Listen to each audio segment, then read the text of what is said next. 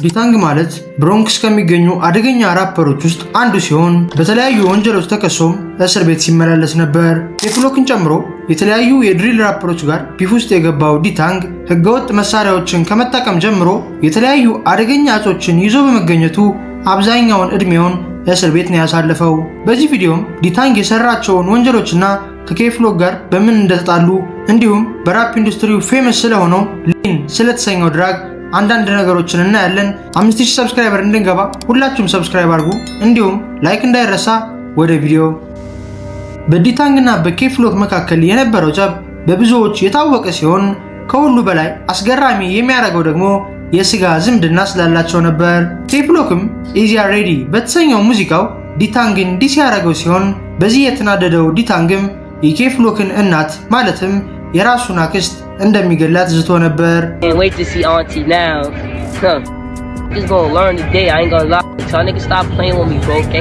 ዲታንግ ከኬፍሎክ ጋር ቢፍ ውስጥ መግባቱ በብዙዎች እንዲታወቅ ያደረገው ሲሆን ኦን ዘ ራዳር የተሰኘው ዩቲዩብ ቻናል ላይ ፍሪስታይል አድርጎ በሚሊዮኖች ከታየለት በኋላ ደግሞ ሜንስትሪም አርቲስት እየሆነ መጣ። ነገር ግን በተለያዩ ወንጀሎች ታስሮ ከተፈታ በኋላ እንደ ቀድሞው አሪፍ ሙዚቃ መስራት ከብዶታል። ከዚህ በፊት ያገኘ የነበረውን ስትሪም እያገኘ ባለመሆኑም ሰፈር ውስጥ የተለያዩ ቢዝነሶችን መስራት ጀመረ። ጁን 2025 ላይም ሚያሚ ውስጥ እያለ ህገወጥ መሳሪያ ይዞ በመገኘቱ እስር ቤት ይገባል። ከዚህ በፊት የወንጀል ሪከርድ ኑሮባችሁ እንደገና በህገወጥ መሳሪያ መያዝ ማለት በጣም አደገኛ ጉዳይ ነው። ነገር ግን ዲታንግ እድለኛ ነበርና የፓሮል ጊዜው ኤክስፓየር አድርጎ ነበር። ፓሮል ማለት አንድ ወንጀለኛ ወይም ተጠርጣሪ የሰራው ወንጀል ኢንቨስቲጌት እስከሚደረግ ድረስ በውጭ ሆኖ እንዲከታተል የሚያዝ ህግ ሲሆን ይህም በጊዜ ተወስኖ ነው የሚታዘዘው። ዲታንግም ከታሰረ በኋላ ብዙም መረጃ ስላልተገኘበት ፍርድ ቤቱ የጊዜ ገደብ ይወስንና በፓሮል ይለቀቃል። ለምሳሌ የፓሮል ጊዜው 30 ቀናት ወይንም አንድ ወር ከሆነ በዛች አንድ ወር ውስጥ ወንጀለኞች ምንም አይነት ከህግ ውጭ የሆኑ ነገሮችን ማድረግ አይችሉም። እንዲያውም አንዳንድ የአሜሪካ ከተማዎች ላይ ፓሮል ላይ ያሉ ወንጀለኞች ምንም አይነት ድራጎችን መጠቀም አይችሉም። ወደ ዲታንግ ስንመለስ ህገወጥ መሳሪያ ይዞ ለተገኘበት ወንጀል በ15000 ዋስ እንዲለቀቅ ተፈቀደለት። ይህም ማለት ዲታንግ ከእስር ለመውጣት $15000 ብቻ ነበር መክፈል የሚጠበቅበት። አብዛኞቻችሁም ይህ ገንዘብ ለአንድ ራፐር ትንሽ ነው ብላችሁ ልታስቡ ትችላላችሁ። ነገር ግን በጊዜው ዲታንግ አብዛኛውን ጊዜውን እስር ቤት በማሳለፉ ይህንን ገንዘብ መክፈል ከብዶት ነበር። እንደምንም ግን ከጓደኞቹ ተቀብሎም ቢሆን $15000 ከፍሎ ከእስር ተለቀቀ። ከዚህ በኋላም ግን ዲታንግ የሙዚቃ ጉዞውን ማስቀጠል የከበደው ሲሆን ከእስር ከተለቀቀ በኋላ እንኳን ምንም አይነት ዘፈን አልለቀቀም።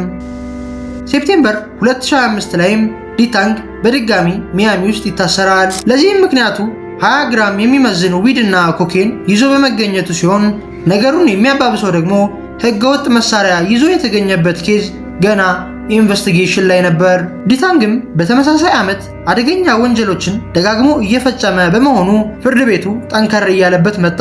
ዲታንግ ሌሎች ጥፋቶችን ባያጠፋ ኖሮ በህገወጥ መሳሪያ የተከሰሰበት ወንጀል ከ3 እስከ 5 ዓመት የሚያስቀጣ ሲሆን ደጋግሞ ወንጀሎችን በመስራቱ ግን ፍርድ ቤቱ እስከ 15 ዓመት ድረስ ሊፈርድበት እንደሆነ ሲወራ ነበር። አብዛኞቹ ሰዎች ዲታንግ ገንዘብ አጣ ተብሎ የሚወራውን ወሬ የማያምኑ ሲሆን ለዚህም ዋነኛው ምክንያት የተለያዩ ቢሊዮነሮች ጋር ጓደኛ በመሆኑ ነበር። ለምሳሌ በ2024 ከእስር እንደተፈታ ፍሬንች ሞንታና በስጦታ መልክ ውድ ቼን ሰጥቶት ነበር። ይህ ቪዲዮ ሲወጣም አብዛኞቹ ሰዎች ዲታንግ ለፍሬንች ሞንታና ሌብል የፈረመ መስሏቸው ነበር።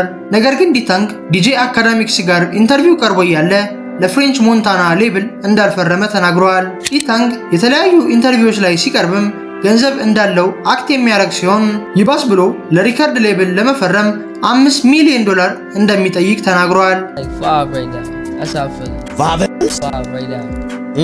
$5 ሚሊዮን ብዙም ፋንቤዝ ለሌላው አርቲስት የሚከፍል የትኛውም አይነት ሌብል የለም።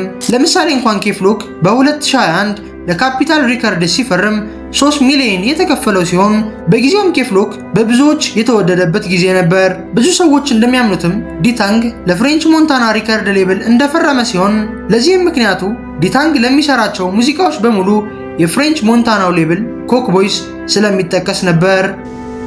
ፍሬንች ሞንታና ከብሮንክስ የወጣ ራፐር ሲሆን በአሁኑ ሰዓትም የዱባያን ፕሪንስ ሊያገባ እንደሆነ ሲወራ ነበር። ይችን ሴት ካገባም በቀላሉ ቢሊዮነር ሆነ ማለት ሲሆን ዲታንግም ዲጄ አካዳሚክስ ጋር ኢንተርቪው ቀርቦ ያለ ሚሊዮነር ነኝ ብሎ የተናገረው ፍሬንች ሞንታናን ተማምኖ ይመስላል። ነገር ግን ዲታንግ ከሚያደርጋቸው ነገሮች አንጻር ሚሊዮነር አይመስልም። ምክንያቱም ያኔ ታስሮ ያለ በሺዎች የሚቆጠሩ ዶላሮችን መክፈል አቅቶት ሲቸገር ነበር። ዲታንግ ይህን ያክል ገንዘብ ያጠረውም ከባድ ሱስ ስላለበት ሲሆን የሚያገኘው የገንዘብ መጠንና ለሱስ የሚያወጣው ሊመጣጠን አልቻለም። ይህንን ስለ አብዛኞቻችሁ ምን አይነት ሱስ ቢኖርበት ነው ብላችሁ ተጠይቁ ይሆናል። ዲታንግ ከሚጨሱ ነገሮች ጀምሮ በአፍንጫ እስከሚሳቡ እጾችን የሚጠቀም ሲሆን ዋነኛ ገንዘቡን የሚጨርስበት ሱስ ግን የሚጠጣው ድራግ ነው። የሚጠጣ ስላችሁ የአልኮል መጠጥ አይደለም። አብዛኛውን ጊዜ በራፕ ኢንዱስትሪው ሲባል ሰምታችሁ ይሆናል። ይህ መጠጥም ከተለያዩ መድኃኒቶች ጋርና ከለስላሳ መጠጦች ጋር ተቀላቅሎ የሚዘጋጅ ሲሆን ከፍተኛ ደረጃ ላይ የደረሱ ወይንም ጥሩ ገንዘብ ያላቸው ራፐሮች ብቻ ናቸው እንደልባቸው የሚያገኙት። ለምሳሌ እንደነ ሊል ወይን አይነት ራፐሮች ይህንን መጠጥ ሲጠቀሙት ይታያሉ። እንደነዚህ አይነት ራፐሮችም የተረጋጋ ፋይናንስ ስላላቸው የፈለጉትን ያክል ገንዘብ እጾች ላይ ማውጣት ይችላሉ።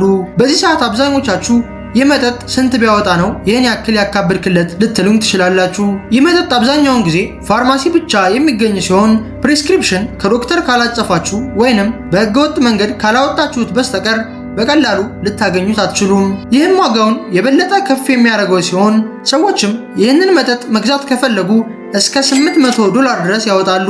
ይህም ለአንድ ሰው ለአንድ ቀን ብቻ የሚሆን መጠን ሲሆን ሱስ እንደመሆኑ መጠን ደግሞ በጊዜ ሂደት የምትጠቀሙትን መጠን ከፍ ስለሚል የምታወጡትም ገንዘብ በዛው ልክ ከፍ እያለ ይመጣል። ዲታንግም እንደዚህ አይነት ሱስ ውስጥ ገብቶ የተቸገረ ሲሆን ወደ ተለያዩ ስርቆቶችና ወንጀሎች እንዲገባ የሚያደርገውም ይህንን ሱሱን ለማሟላት ሲል ነው። ዲታንግ የዋይጂዞች ወይንም ያንግ ገነርስ ከሚባሉት ጌንጎች ጋር ግንኙነት የነበረው ሲሆን በ2014ም ከ20 በላይ የዋይጂዝ አባላት በሪኮ ኬዝ ተከሰው ነበር። ይህንን ቡድንም እየመራ የነበረው ሚም የተሰኘ ግለሰብ ሲሆን 2 ሰዎችን በመግደል ወንጀል ተከሶም ተፈርዶበታል። የቀሩት የዋይጂዝ አባላትም አደገኛ ክሶች የቀረበባቸው ሲሆን ይባስ ብሎ እንኳን ለአንደርከቨር ፖሊሶች ድራጎችን ሲሸጡ እጅ ከፍንጅ ተይዘዋል። ጭራሽ ዋይጂዞች እንስሳን በመግደል ወንጀል የተከሰሱ ሲሆን ለዚህም ምክንያቱ የፌስቡክ ላይቭ ላይ ያሉ ተወራርደው ፔንጉዊን በመግደላቸው ነበር። ዲታንግ በ2024 ከእስር ከተፈታ በኋላም የተለያዩ ሙዚቃዎችን እየለቀቀ የነበረ ቢሆንም እንደቀድሞው ግን ተደማጭነትን አላገኘም። ብዙ ሰዎች እንደሚሉትም ዲታንግ አደገኛ ሱስ ውስጥ በመግባቱ ስራውን እንዲረሳ እንዳደረገው ሲሆን የብሮንክስ ድሪልን እንዲነቃቃ ያደረገው ዲታንግ በአሁኑ ሰዓት በብዙዎች እየተረሳ ይገኛል። ጋይስ ዛሬ ቪዲዮአችን ይህንን ይመስል ነበር። በቀጣይ በማን አርቲስት ወይም ራፐር ልስራላችሁ ኮሜንት ላይ ጻፉልኝ። በቀጣይ ቪዲዮ እስከምንገናኝ ሰላም ሁኑ።